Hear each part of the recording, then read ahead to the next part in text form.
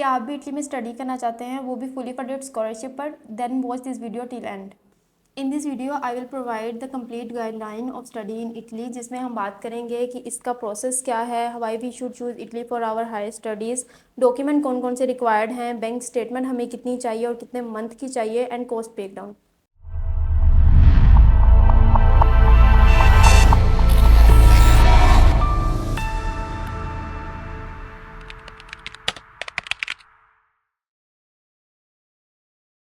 First thing first, why we should choose Italy for our higher studies.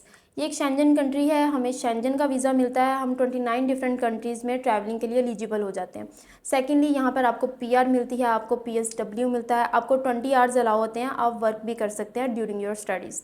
Third, आपको यहाँ पर fully funded scholarships मिलती हैं, जिसमें मेरिट बेस भी है और रीजनल बेस भी है, यानी यहाँ पर आपको एक अच्छी खासी अमाउंट मिलती है स्टाइपेंड की भी, जो कि 6000 से 9000 यूरोस तक जाती है। अगर आप मास्टर्स के लिए अप्लाई कर रहे हैं तो आपको आइल्स की भी रिक्वायरमेंट नहीं है। बहुत सी यूनिवर्सिटीज़, इटालियन यूनिवर्सिटीज़ हैं जो कि इंग्लिश प्रोग्राम्स ऑफर कर रही हैं, जिसमें आपको आइल्स की भी ज़रूरत नहीं है। लाइक आपको MOI की बेस पर भी अप्लाई किया जा सकता है। Now we are going to discuss the eligibility criteria. Eligibility criteria क्या है? अगर आप बैचलर्स चाहते हैं तो बैचलर्स के लिए आपके पास इंटरमीडिएट में 65% मार्क्स होना लाजमी है। लाइक अगर आपने FSC की है, अगर आपने FA किया है, अगर आपने ICOM किया है, तो आपके पास 65% मार्क्स जो हैं वो रिक्वायर्ड हैं। सेकेंडली, अगर आप मास्टर्स के लिए जाना चाह रहे हैं तो आपके बैचलर्स में मिनिमम 3 CGPA रिक्वायर्ड है। 2.8 पर भी आपका एडमिशन सिक्योर हो जाता है, पर मिनिमम यूनिवर्सिटीज़ जोन सी हैं वो ये 2.8 का क्राइटेरिया जो है वो मीट कर रही होती हैं। अदरवाइज़ आपके पास ऑप्शंस कम रह जाएंगी। ऑप्शंस अगर आप बल्क में चाहते हैं देन आपके पास 3 CGPA जो है वो लाजमी होना चाहिए। इटली में जो बैचलर्स है वो 3 इयर्स का है। लाइक जैसे पाकिस्तान में 4 साल का होता है, वैसे ही इटली के अंदर 3 साल का होता है। मास्टर्स आपका 2 इयर्स का भी है, 1.5 इयर्स का भी है, 1 ईयर का भी है।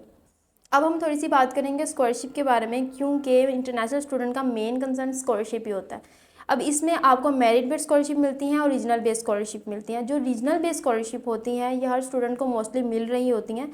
ये इटली में जिस यूनिवर्सिटी में आप जाते हो इसका एक पर्टिकुलर रीजन होता है, वो रीजन आपको स्कॉलरशिप देता है, जिसमें एक स्टाइपेंड की अमाउंट होती है। वो मेनली जो है वो 6000 से 9000 तक आपको यूरोस तक दे रही होती है। सेकेंड टाइप ऑफ स्कॉलरशिप जो है वो मेरिट बेस्ड स्कॉलरशिप होती है। मेरिट बेस्ड स्कॉलरशिप लेना, अचीव करना थोड़ा मुश्किल हो जाता है, क्योंकि ये आपकी CGPA पे आपकी जो है वो रिक्वायर्ड होती है, आपकी CGPA।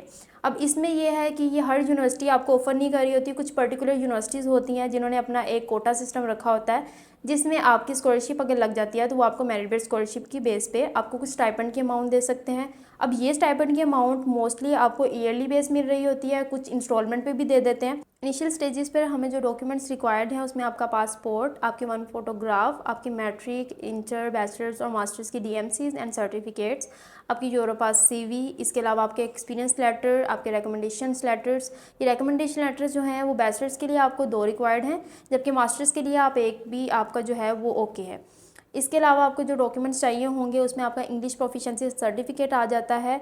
वो आप MOI मीडियम ऑफ इंस्ट्रक्शन जो है अगर आपकी इंग्लिश में है तो वो भी शो करवा सकते हैं। इसके अलावा आप अपना IELTS जो एग्ज़ाम है वो हमें प्रोवाइड करेंगे। बैचलर्स के स्टूडेंट के लिए एक एंट्रेंस टेस्ट होता है जो कि है टोल्क और चीज़िया। ये टोल्क और चीज़िया में मोस्टली स्टूडेंट को मिसअंडरस्टैंडिंग रहती है, उनको ये समझ नहीं आती कि ये जो एंट्रेंस टेस्ट है क्या उन्होंने हर कैटेगरीज के स्टूडेंट के लिए जो है इसको करना होता है, इसके बगैर आपका एडमिशन सिक्योर नहीं हो सकता, और ये क्यों करना होता है। अब बेसिकली टोल्क और चीज़िया, चीज़िया is the updated version of टोल्क। टोल्क का जो नाम है वो अपडेट करके चीज़िया रख दिया गया। अब ये एक MCQs बेस्ड ऑनलाइन टेस्ट होता है। इसमें आपको MCQs होते हैं 55, ये आपने जो है वो कंप्लीट करने होते हैं। 110 इसके मार्क्स होते हैं। आपको ये एक एंट्रेंस टेस्ट की सूरत में आता है, और ये एंट्रेंस टेस्ट हर किसी स्टूडेंट के लिए नहीं होता। ये कुछ स्पेसिफिक कैटेगरीज होती हैं, लाइक किसी ने कंप्यूटर साइंस बैचलर्स में करनी है या फिर किसी ने जो है इंजीनियरिंग करनी है, तो उनके लिए ये स्पेसिफिकली जो है वो उनको ये कंप्लीट करना होता है, ये पास आउट करना होता है, और फिर आपकी जो है एडमिशन आपका सिक्योर हो सकता है। इसके बगैर जो है आप एडमिशन सिक्योर नहीं कर सकते अगर आप इन कैटेगरी से बिलोंग करते हैं तो। इंटेक की बात की जाए तो सितंबर 2026 इंटेक जो है वो क्लोज़ हो चुका हुआ है। अब जो एप्लीकेशंस आपकी होंगी वो होंगी सितंबर 2027 इंटेक के लिए। इसमें जो है वो कॉलिंग सिस्टम होता है। इटली के अंदर फर्स्ट कॉल, सेकंड कॉल और थर्ड कॉल होती है। जो कि हर 3-3-4-4 मंथ के बाद क्लोज़ हो जाती है और नेक्स्ट कॉल जो है वो आपकी वो ओपन हो जाती है। अब इसमें ये है कि आपकी फ़र्स्ट कॉल में अगर आप अपना एडमिशन सिक्योर कर लेते हैं तो आपको अपॉइंटमेंट मिलने के चांसेस उतने ही ज़्यादा हो जाते हैं। जैसे जैसे आप अपना अर्ली प्रोसीजर करते हैं वैसे ही आपकी जो अपॉइंटमेंट्स होती हैं, आपकी बैंक स्टेटमेंट होती है और आपके वीज़ा लगने के चांसेस उतने ही ज़्यादा सिक्योर हो जाते हैं। अब इसमें आपको जो बैंक स्टेटमेंट रिक्वायर्ड है वो 35 लाख की रिक्वायर्ड है, जो कि अपडेटेड है। पहले ये 25 लाख तक आपका चल जाता था, पर अब आपका जो इटालियन एम्बेसी ने अब जो आपकी अपडेट्स दी हैं उसके मुताबिक आपको 35 लाख की बैंक स्टेटमेंट चाहिए। और आपका जो स्पॉन्सर है वो कोई भी हो सकता है, लाइक आपकी 4th ग्रेड तक जो रिलेशंस हैं वो आपको जो है वो स्पॉन्सर कर सकते हैं। If I talk about the process, तो प्रोसेस में जो आपका सबसे पहले चीज़ आती है वो आती है आपकी एप्लीकेशन। तो एप्लीकेशन के लिए 50% जो यूनिवर्सिटीज़ हैं वो तो आपको जो है वो ज़ीरो चार्ज करती हैं एप्लीकेशन के लिए यूनिवर्सिटी इन इटली में। बट मोस्टली जो यूनिवर्सिटीज़ हैं वो आपसे चार्ज करती हैं कोई ना कोई फ़ी, लाइक 10 यूरो से ये मोस्टली 60 यूरोस तक जाती है। ये जैसे ही आप अपनी फ़ी जो है वो सबमिट करा देते हैं तो आप एप्लीकेशन करने के लिए एलिजिबल हो जाते हैं। आप अपनी एप्लीकेशन सबमिट करवाते हैं, आप एलिजिबिलिटी क्राइटेरिया चेक करते हैं, उसके अकॉर्डिंगली आप अपने डॉक्यूमेंट्स रेडी करते हैं, अपना मोटिवेशनल लेटर लिखते हैं और एप्लीकेशन को सबमिट कर देते हैं। देन आपका जो है वो ऑफ़र लेटर आता है। ऑफ़र लेटर आने के बाद आपने प्री इनरोलमेंट समरी जो है उसके लिए अप्लाई करना होता है। फॉर एग्जांपल ये प्री इनरोलमेंट समरी क्या है, अगर आपको ये चीज़ क्लियर नहीं हो रही तो मैं आपको बताती हूँ। लाइक आपने 2 यूनिवर्सिटीज़ सिलेक्ट कर ली, जिसमें से एक थी यूनिवर्सिटी ऑफ मिलान और एक कोई भी यूनिवर्सिटी थी, ठीक है।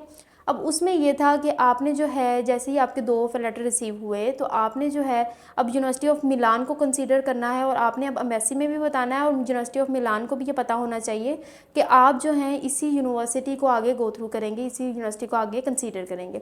तो उसके लिए आपने क्या करना है, आपने जो है अपनी प्री इनरोलमेंट समरी करवानी है, के लिए अप्लाई करना है। आपने अपना ऑफ़र लेटर जो है वो अपलोड करना होता है प्री इनरोलमेंट समरी के लिए। आपकी जो है प्री इनरोलमेंट हो जाती है यूनिवर्सिटी इटली के पोर्टल पे जाकर आपने जो है ये काम करना होता है।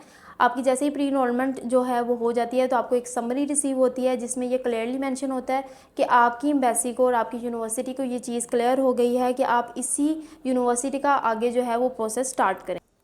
अब आते हैं वीज़ा अपॉइंटमेंट की तरफ, जो कि मेन कंसर्न था स्टूडेंट्स का, और ये मेनली जो है ये सबसे ज़्यादा मुश्किल टास्क भी था, क्योंकि पहले अपॉइंटमेंट जो थी इटली की वो मिल ही नहीं रही थी। उसके लिए डिफरेंट हम अल्टरनेटिव ऑप्शंस की तरफ जाते थे, जिसमें हम एजेंट्स हायर करते थे, जिसमें जो है 24/7 हम पोर्टल को दे रहे होते थे, रिकॉर्ड्सों करवाते थे, जिस पे आपका एक हाई बजट लग जाता था, लाइक 10 to 15 लाख तो आपको रिकॉर्ड्सों पे ही लग जाता था और फिर आपको अपॉइंटमेंट मिलती थी। तो अब जो है वो क्लिक डे सिस्टम बिल्कुल ओवर हो गया है, अब इसको क्लोज़ कर दिया गया है। अब कोई एजेंट आपको हायर करके जो है वो अपॉइंटमेंट नहीं दे सकता, क्योंकि अब सारी अपॉइंटमेंट जो है वो आपको आपके ही ईमेल पे मिलेंगी, क्योंकि ये अपडेट आई है फरवरी 2026 में।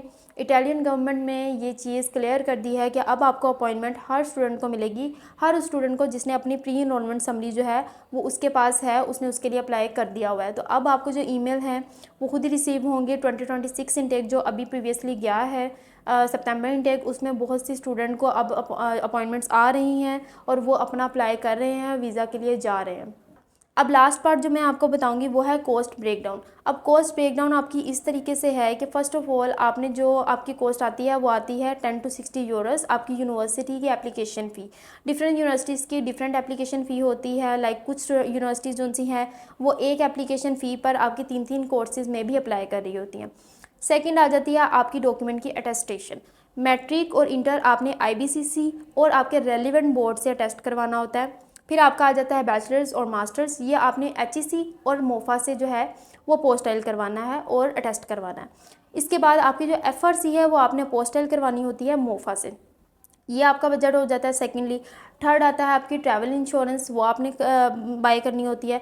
देन आ जाती है आपकी डमी होटल की बुकिंग्स और इसके अलावा आपकी रिजर्वेशंस, ये आपने करवानी होती हैं। और लास्ट पे जो है वो आपकी आ जाती है आपकी एयर टिकट। एयर टिकट जो है वो हर एयरलाइन की डिफरेंट होती है, कुछ 1 लाख चार्ज कर रहे होते हैं, कुछ 1.5 लाख चार्ज कर रहे होते हैं, तो उसके अकॉर्डिंगली जो है वो आपकी बन जाती है।